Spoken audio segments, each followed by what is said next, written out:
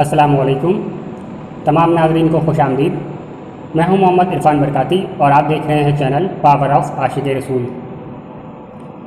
आज की हमारी इस वीडियो का टॉपिक है ईद गदीर। ईद गदीर क्या है, ये कौन सी ईद है, इसकी इस्लाम में क्या हैसियत है। क्योंकि सोशल मीडिया पर इस ताल्लुक़ से बहुत सारे पोस्टर्स वायरल होते हुए मैंने देखे और लोगों को देखा कि वो एक दूसरे को इसकी मुबारकबाद दे रहे हैं। तो मैंने सोचा कि इस बारे में लोगों को आगाह किया जाए। तो आज की इस वीडियो में हम इंशाअल्लाह ताला ईद गदीर पर बात करेंगे।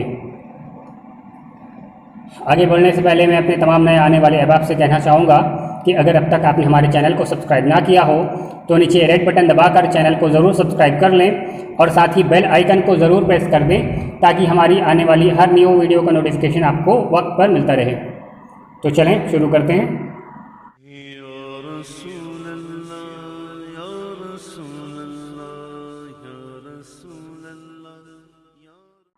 आइए सबसे पहले ये जानते हैं कि गदीर क्या है। गदीर ये बेसिकली मक्का शरीफ और मदीना शरीफ के दरमियान एक जगह का नाम है जो उस वक्त एक चौराहे का मकाम रखती थी। यहाँ पर हुज्जाज किराम यानी कि जो हाजी आते हैं उनके रास्ते यहाँ से अलग अलग हो जाया करते थे। यमन को जाने वाले लोग जुनूब की तरफ चले जाते थे और इराक़ और हिंदुस्तान की तरफ आने वाले लोग ये मशरिक़ की तरफ आ जाया करते थे और इसी तरह से मिस्र की तरफ जाने वाले लोग वो मगरिब में चले जाया करते थे। तो ये वो जगह थी। इस जगह को गदीर खुम कहते हैं, इसे गदीर का मैदान भी कहा जाता है। तो नबी करीम सल्लल्लाहु ताला अलैहि वसल्लम ने 10 हिजरी में हज्जतुल वदा के मौके पर हज से वापस लौटते वक्त इसी चौराहे पर इसी मैदान में एक खुतबा इरशाद फरमाया। उसमें आपने अपने सहाबा को कई नसीहतें फरमाई और उन नसीहतों के साथ साथ आप आका करीम सल्लल्लाहु ताला अलैहि वसल्लम ने हज़रत अली रज़ियल्लाहु ताला अन्हु के मुतालिक इरशाद फरमाया, मन कुन्तु मौला हो फ़अलियुन मौला हो, अल्लाहुम्मा वाले मन वाला हो व आदे मन आदा हो, कि जिसका मैं मौला हूँ उसके अली मौला हैं और ऐ अल्लाह जो इनसे दोस्ती रखे उनसे दोस्ती रख और जो इनसे दुश्मनी रखे उनसे दुश्मनी रख। इस हदीस को इमाम अहमद बिन हम्बल ने अपनी किताब अल मुस्नद इमाम अहमद में हदीस नंबर 950 पर नकल किया है।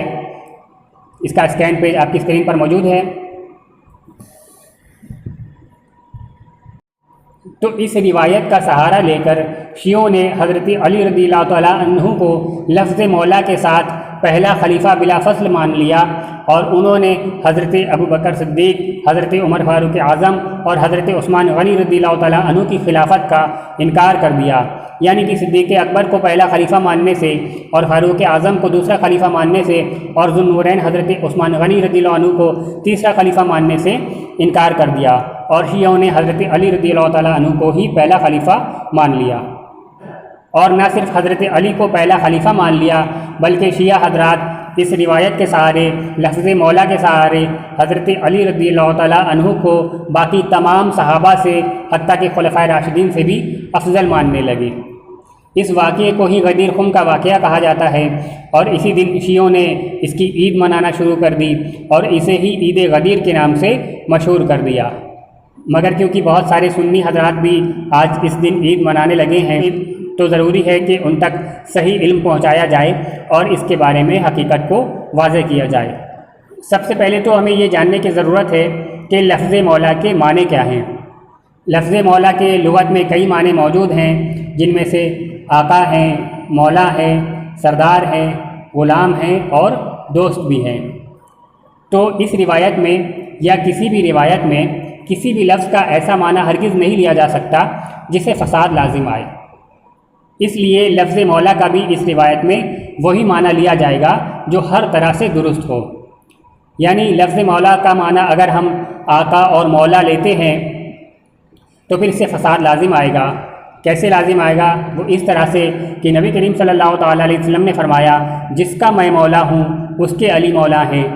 अगर हम यहाँ पर मौला से मुराद आका और मालिक और सरदार लेते हैं तो फिर मतलब ये बनेगा कि नबी करीम सल्लल्लाहु ताला अलैहि वसल्लम तो तमाम अम्बिया के आका हैं, आका करीम सल्लल्लाहु ताला अलैहि वसल्लम तो तमाम नबियों के भी मौला हैं और आका करीम सल्लल्लाहु ताला अलैहि वसल्लम तो तमाम फ़रिश्तों के भी मौला हैं, उनके आका हैं। तो پھر اس عقیدے کے ساتھ اگر کوئی حضرت علی رضی اللہ تعالیٰ عنہ کو فرشتوں کا آقا، نبیوں کا آقا اور رسولوں کا آقا کہتا ہے تو معاذ اللہ یہ کفر ہوگا۔ اس لیے ضروری ہے کہ اس روایت میں بھی مولا کے وہ معنی لیے جائیں جو ہر طرح سے درست ہوں، جن میں کسی طرح کا فساد لازم نہ آئے، کیونکہ حضرت علی رضی اللہ تعالیٰ عنہ نہ تو نبیوں کے، رسولوں کے اور فرشتوں کے سردار اور آقا ہو سکتے ہیں، اور نہ ہی وہ حضرت ابوبکر صدیق، حضرت عمر فاروق اور حضرت عثمان غنی سے افضل ہیں۔ تو پھر لفظ مولا کا وہ معنی لیا جائے جو ہر طرح سے درست ہو، اور وہ معنی کیا ہے؟ وہ معنی ہے دوست، یعنی نبی کریم صلی اللہ تعالیٰ علیہ وسلم نے فرمایا جس کا میں دوست ہوں اس کے علی دوست ہیں۔ اور پھر اس روایت کا پس منظر بھی دیکھا جائے کہ یہ روایت کب اور کیوں بیان فرمائی گئی۔ امام احمد بن حنبل اپنی کتاب مسند امام احمد میں حدیث نمبر 22,945 پر حدیث لکھتے ہیں، حضرت بریدہ رضی اللہ تعالیٰ عنہ بیان کرتے ہیں کہ میں نے حضرت علی رضی اللہ تعالیٰ عنہ کے ساتھ یمن کا غزوہ کیا تو میں نے ان کے اندر کچھ سختی دیکھی، تو جب میں مدینہ آیا تو میں نے اس کا ذکر نبی کریم صلی اللہ تعالیٰ علیہ وسلم سے کیا اور حضرت علی رضی اللہ تعالیٰ عنہ کی شان کم کر کے بیان کی، تو میں نے آپ صلی اللہ تعالیٰ علیہ وسلم کے چہرے کو بدلتے ہوئے دیکھا، یعنی کہ آپ ناراض ہوئے، آپ کے چہرے کا رنگ اس ناراضگی سے بدل گیا۔ آپ صلی اللہ تعالیٰ علیہ وسلم نے فرمایا، اے بریدہ، کیا میں تمام مومنین کے نزدیک ان کی جانوں سے زیادہ حق نہیں رکھتا؟ تو حضرت بریدہ رضی اللہ تعالیٰ عنہ نے فرمایا، کیوں نہیں یا رسول اللہ صلی اللہ علیہ وسلم؟ پھر آپ صلی اللہ تعالیٰ علیہ وسلم نے فرمایا، جس کا میں دوست ہوں اس کے علی دوست ہیں۔ تو جب روایت میں خود اس کی وجہ موجود ہے کہ مولا کہنے سے وہاں پر کیا مراد تھا، تو پھر ہم کسی کی اپنے من سے بنائی ہوئی باتوں کو کس طرح سے مان لیں؟ اسی طرح سے اس روایت کے بارے میں امام جلال الدین سیوطی شرح سنن ابن ماجہ میں باب اتباع سنت صفحہ نمبر 111 پر امام شافعی رحمۃ اللہ علیہ سے نقل کرتے ہیں، فرماتے ہیں، یعنی نبی کریم صلی اللہ تعالیٰ علیہ وسلم نے اس حدیث مبارکہ میں اسلامی بھائی چارہ مراد لیا ہے، جیسا کہ سورہ محمد آیت 11 میں، یہ اس وجہ سے کہ اللہ تعالیٰ مومنین کا دوست ہے اور کافروں کا کوئی دوست نہیں۔ اور یہ بھی کہا گیا ہے کہ اس کا سبب یہ بھی ہے کہ حضرت اسامہ رضی اللہ تعالیٰ عنہ نے حضرت علی رضی اللہ تعالیٰ عنہ سے کہا کہ آپ میرے دوست نہیں ہیں، میرے دوست رسول اللہ صلی اللہ تعالیٰ علیہ وسلم ہیں۔ اس پر آپ صلی اللہ تعالیٰ علیہ وسلم نے یہ حدیث ارشاد فرمائی۔ اسکین پیج آپ کے سامنے موجود ہے۔ یعنی سارے قرائن سے یہ بات پتہ چلتی ہے کہ اس حدیث میں لفظ مولا سے مراد دوست ہے۔ اب رہا سوال کہ کیا ہم اس معنی کو لے کر کے بھی، یعنی کہ دوست کے معنی کو لے کر بھی، کیا اس دن ہم عید منا سکتے ہیں کہ جس دن حضرت علی رضی اللہ عنہ کی دوستی کا اعلان کیا گیا، کیا ہم اس دن کو عید منا سکتے ہیں؟ تو اس کا جواب ہے کہ تاریخ میں نبی کریم صلی اللہ تعالیٰ علیہ وسلم نے بہت سارے صحابہ کے لیے اچھے اچھے القابات انہیں عطا فرمائے ہیں، اچھی اچھی بشارتیں، بڑی بڑی بشارتیں انہیں عطا فرمائی ہیں، لیکن ان میں سے کبھی بھی کسی کے دن کو عید نہیں منایا گیا۔ اس کی کچھ مثالیں میں یہاں پر آپ کے سامنے پیش کر رہا ہوں، ملاحظہ ہو۔ امام بخاری اپنی کتاب صحیح بخاری حدیث نمبر 6204 میں حدیث لکھتے ہیں، حضرت سہل بن سعد رضی اللہ تعالیٰ عنہ روایت کرتے ہیں کہ حضرت علی رضی اللہ تعالیٰ عنہ کو اپنے ناموں میں سے ابو تراب کا لفظ بہت پسند تھا اور اس نام سے پکارے جانے سے بہت خوش ہوتے تھے، اور یہ نام نبی کریم صلی اللہ تعالیٰ علیہ وسلم کا ہی رکھا ہوا تھا۔ ایک دن حضرت فاطمہ زہرا رضی اللہ تعالیٰ عنہ سے ناراض ہو کر باہر چلے گئے اور مسجد کی دیوار سے لگ کر لیٹ گئے۔ نبی کریم صلی اللہ تعالیٰ علیہ وسلم نے انہیں تلاش کرتے ہوئے تشریف لائے۔ کسی نے بتایا کہ وہ دیوار سے لگ کر لیٹے ہوئے ہیں۔ نبی کریم صلی اللہ تعالیٰ علیہ وسلم ان کے پاس تشریف لائے۔ اس وقت ان کی پیٹھ میں مٹی لگ گئی تھی۔ نبی کریم صلی اللہ تعالیٰ علیہ وسلم ان کی پیٹھ سے مٹی صاف کرتے جاتے اور فرماتے، اے ابو تراب، اٹھ کر بیٹھیں۔ اسکین پیج آپ کے سامنے موجود ہے۔ اس روایت سے بالکل واضح ہے کہ نبی کریم صلی اللہ تعالیٰ علیہ وسلم نے حضرت علی رضی اللہ تعالیٰ عنہ کو ابو تراب کا بھی نام دیا تھا، اور حضرت علی رضی اللہ تعالیٰ عنہ کو سب سے زیادہ خوشی اسی نام سے پکارے جانے سے ہوتی تھی مگر پھر بھی کبھی اس دن کو تاریخ میں کسی نے عید نہیں منائی۔ یہ پہلی مثال آپ کے سامنے میں نے پیش کی، اب دوسری مثال بھی ملاحظہ ہو۔ امام حاکم اپنی کتاب المستدرک علی صحیحین میں حدیث نمبر 4898 پر حدیث لکھتے ہیں، نبی کریم صلی اللہ تعالیٰ علیہ وسلم نے حضرت حمزہ رضی اللہ تعالیٰ عنہ کے تعلق سے فرمایا کہ قسم اس ذات کی جس کے قبضہ قدرت میں میری جان ہے، بے شک حمزہ بن عبد المطلب 7ویں آسمان پر اللہ کے شعر اور رسول اللہ صلی اللہ علیہ وسلم کے شعر لکھے گئے ہیں۔ اسکین پیج آپ کے سامنے، یعنی اس روایت میں نبی کریم صلی اللہ تعالیٰ علیہ وسلم نے حضرت حمزہ رضی اللہ تعالیٰ عنہ کو اللہ کا شعر کہا اور رسول اللہ کا شعر کہا، لیکن پھر بھی تاریخ میں کبھی کسی نے اس دن کو عید نہیں منائی۔ تیسری مثال بھی پیش ہے۔ امام بخاری اپنی کتاب صحیح بخاری میں حدیث نمبر 6184 پر حدیث لکھتے ہیں، حضرت سعد بن ابی وقاص رضی اللہ تعالیٰ عنہ کے لیے نبی کریم صلی اللہ تعالیٰ علیہ وسلم نے زبردست الفاظ استعمال فرمائے، اور وہ کیا ہیں سن لیں۔ حضرت علی رضی اللہ تعالیٰ عنہ نے بیان کیا کہ میں نے رسول اللہ صلی اللہ تعالیٰ علیہ وسلم کو کسی کے لیے اپنے ماں باپ کو قربان کرنے کا لفظ کہتے نہیں سنا سوائے سعد بن ابی وقاص کے۔ میں نے نبی کریم صلی اللہ تعالیٰ علیہ وسلم سے سنا، آپ صلی اللہ تعالیٰ علیہ وسلم فرما رہے تھے، تیر مار اے سعد، میرے ماں باپ تم پر قربان ہوں۔ میرا خیال ہے کہ یہ غزوہ احد کے موقع پر فرمایا۔ اسکین پیج آپ کے سامنے موجود ہے۔